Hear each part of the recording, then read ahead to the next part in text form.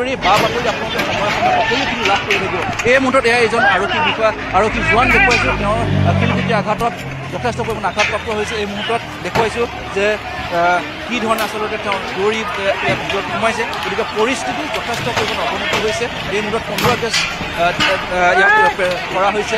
গতিকে বহু সংখ্যক আৰক্ষী লোক আঘাতপ্ৰাপ্ত হৈছে। অতৰ্কিত আক্ৰমণ, এই আক্ৰমণ আৰক্ষীক কৈছে অতৰ্কিতভাৱে, কাৰণ তেওঁলোকক খুব ভালভাৱে খুব সুন্দৰভাৱে আচলতে এই মুহূৰ্তত 15 গেছ দিয়া আচলতে যি শব্দ, সেই শব্দ শুনিছে আৰু যি ধৰণে তেওঁলোকে কিন্তু ধাৰাসাৰভাৱে কিন্তু এই মুহূৰ্তলৈকে শিলগুটি নিক্ষেপ কৰিয়ে আছে, সেয়া কেতিয়াও গ্ৰহণযোগ্য নহয়। যিহেতু দেখা পোৱা গৈছে আইন আৰু ন্যায়ালয়ৰ নিৰ্দেশ অনুসৰিহে বাক্সা যি জিলা কাৰাগাৰ আছে তালৈ অনা হৈছিল।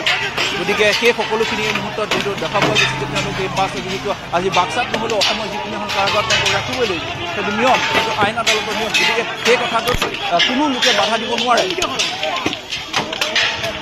গতিকে এই ধৰণৰ কথা ৰশ্মিতা মই দেখুৱাইছোঁ যে চাওক যি ধৰণে আৰক্ষী আছে।